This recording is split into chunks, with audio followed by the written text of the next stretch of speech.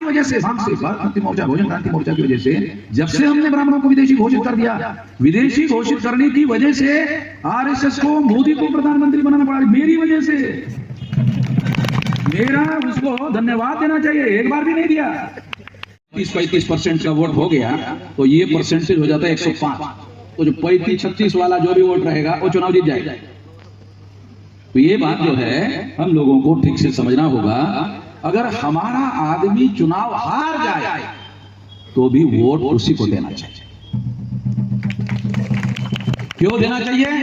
क्योंकि चुनाव हारने के बाद आपका काम पुलिस चौकी में पड़ सकता है, आपका काम तहसीलदार ऑफिस में पड़ सकता है, आपका काम जिलाधिकारी कार्यालय में पड़ सकता है, क्योंकि हमारे लोगों का काम तो कोई करता नहीं। तो ये जो हारे हुए लोग हैं, अगर ये हार गए, मान लो अभी तो आपकी संख्या देखकर ऐसा लगता है कि जीतने वाले हैं, इसलिए बोल नहीं सकते कि गांव से एक आदमी अगर लोगों को मोबिलाइज करे। गांव में तो लोग रहते हैं, गांव में ही हमारे लोग रहते हैं और हमारे ही लोगों की 85% संख्या है। और पिछले लोकसभा में 37.7% से नरेंद्र मोदी प्रधानमंत्री बना, तो हमारे पास तो 85% वोट है। तो हमारा कैंडिडेट क्यों नहीं जीत सकता? क्यों नहीं जीत सकता? तो हम दूसरे लोगों को वोट देते रहते। अगर हम लोग अपना वोट अपने ही लोगों को, किसको वोट देना चाहिए ये भी थोड़ा, पार्टी हमारी अपनी होनी चाहिए। अगर आपने ब्राह्मणों के पार्टी को वोट दिया वो थोड़ी आपकी सुनवाई करने वाला है, वो तो 2-3 हजार साल से तुम्हारे खिलाफ नहीं। तो पार्टी हमारी होनी चाहिए, पहली बात। दूसरा, प्रतिनिधित्व हमारा होना चाहिए, रिप्रेजेंटेटिव हमारा होना चाहिए। तीसरा, नेतृत्व हमारा होना चाहिए, लीडरशिप हमारी होनी चाहिए। चौथा, नीति हमारी ही होनी चाहिए। पांचवी, विचारधारा हमारी होनी चाहिए। अगर ये 5 बातें आपके चुनाव जीतने के पहले से आपके फेवर में है, चुनाव जीतने के बाद नहीं, चुनाव जीतने के पहले से आपके फेवर में है, ये 5 बातें। अगर 5 बातें चुनाव जीतने के पहले आपके फेवर में है, तो आपको दूसरे को, जिसका नाम ज्यादा चल रहा है और जिसका अखबार में, टीवी में ज्यादा आ रहा है, तो हमको उसका पिछलग्गू बनने की जरूरत नहीं है। हम लोग पीछे पीछे दौड़ लगाते रहते हैं और हमारी कोई पुछवाई नहीं होती है, हमको कोई पूछता नहीं है। तो हम लोगों को ऐसे लोगों के पीछे दौड़ लगाने की जरूरत नहीं है, ऐसा काम हमको नहीं करना चाहिए। और अपने कैंडिडेट को वोट देना चाहिए ताकि हम अपनी लड़ाई, अपने हक और अधिकार की लड़ाई लड़ सकें। साथियों, इस देश में 1848 से लेकर 1890 तक महात्मा ज्योतिराव फुले के द्वारा शूद्रों और अतिशूद्रों का आंदोलन चलाया गया।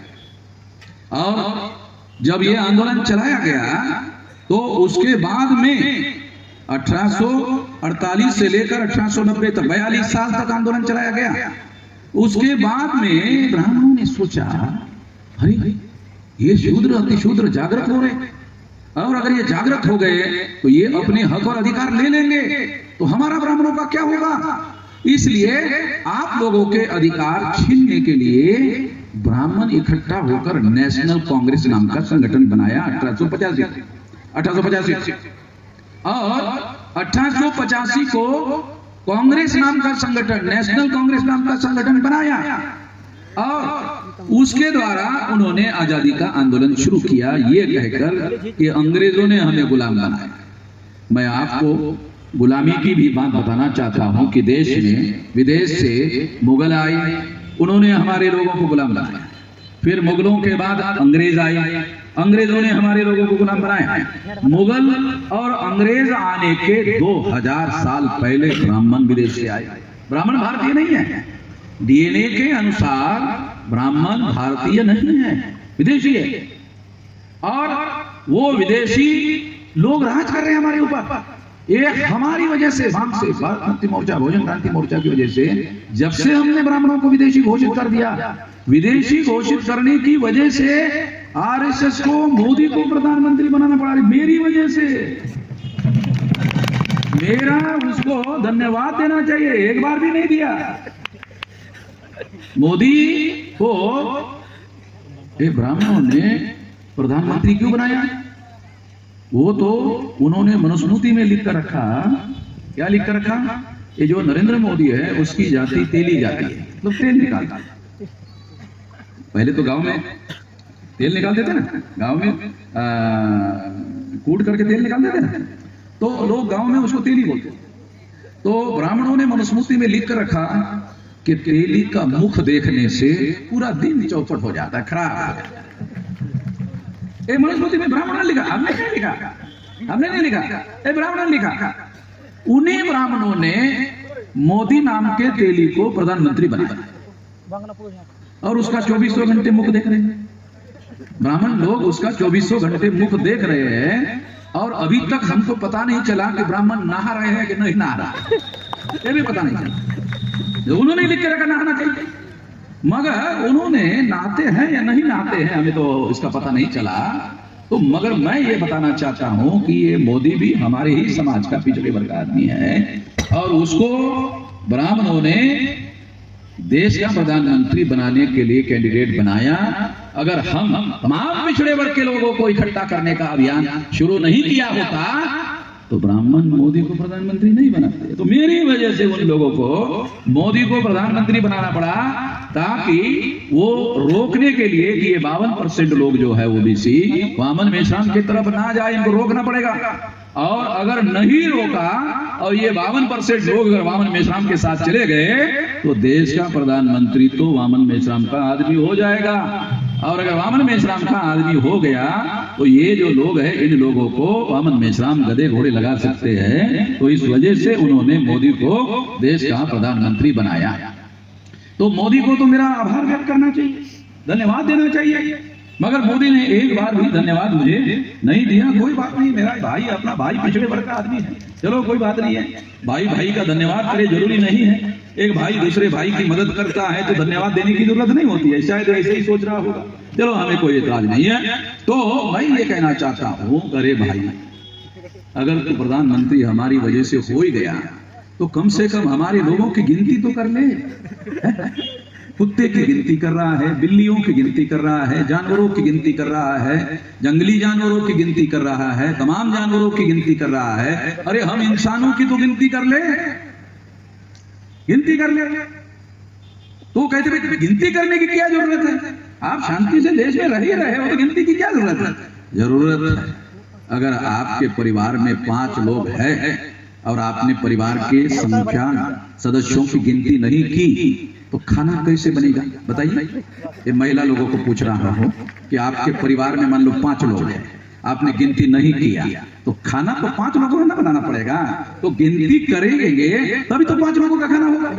और घर में 5 लोग, अब 3 ही लोगों का खाना बन गया तो 2 आदमी तो भूखा रहेगा। तो गिनती जरूरी है, गिनती जरूरी है। जानवरों की गिनती जरूरी नहीं है क्योंकि वो तो कहीं पर भी मुंह मार करके खाना खा ले, वो अपना हिस्से का कहीं ना कहीं ले लेगा, जानवर कहीं से भी ले लेगा।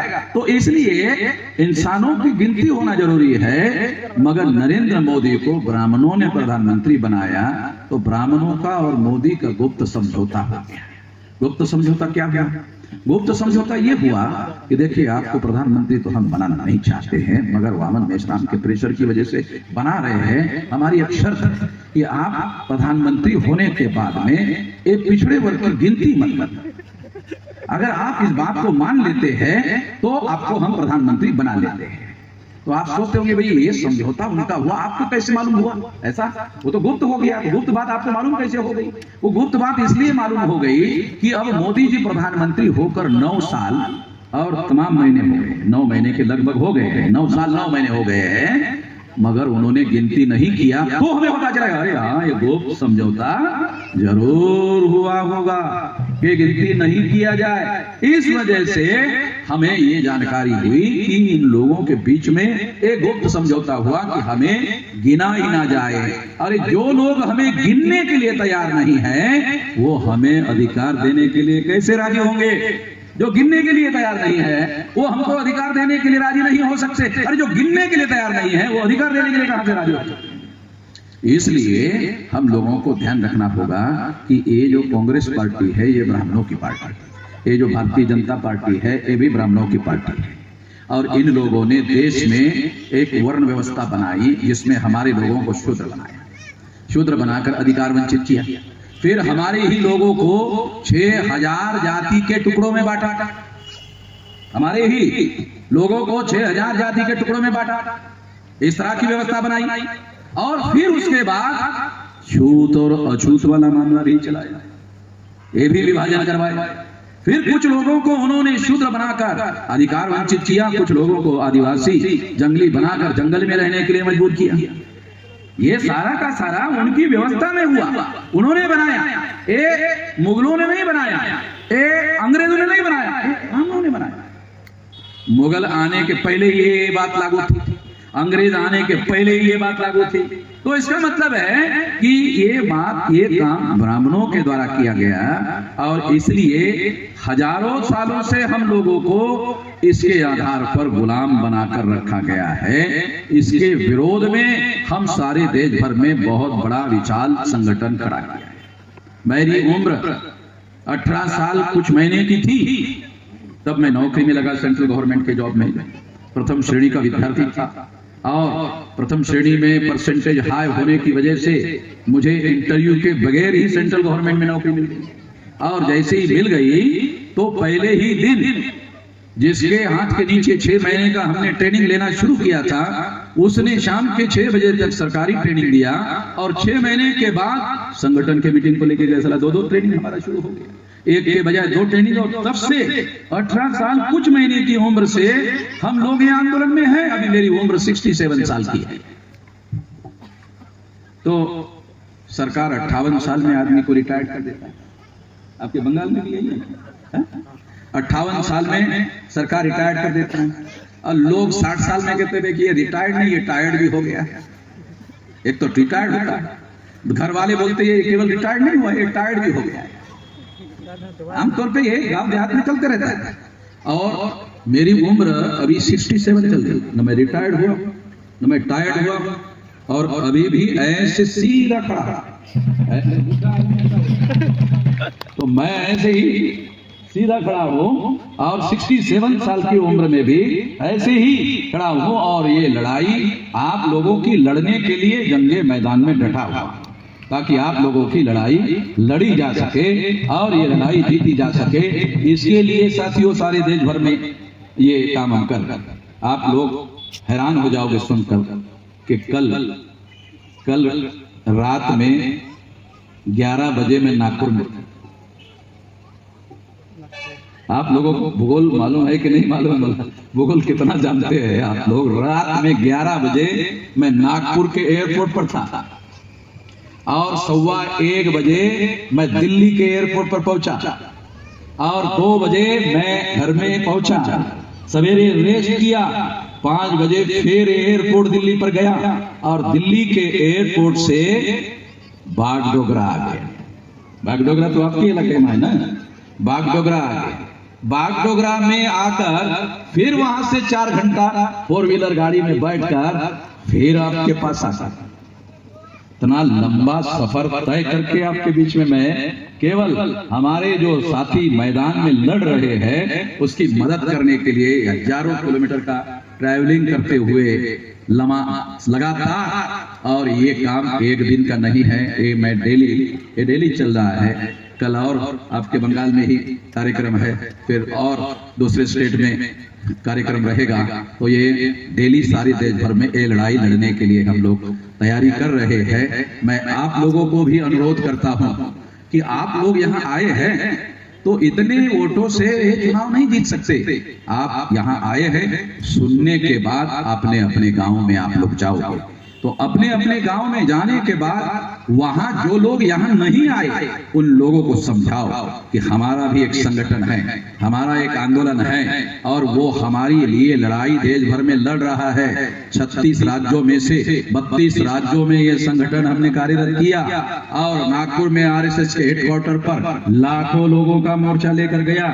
ऐसा आज तक किसी संगठन के द्वारा नहीं किया गया। ये लड़ाई हम लोग देश में लड़ रहे हैं, हमारे लोगों की लड़ाई लड़ रहे हैं। तो मैं आप लोगों से अनुरोध करता हूं कि ये लड़ाई में आप हमारा साथ, सहयोग और समर्थन करिए।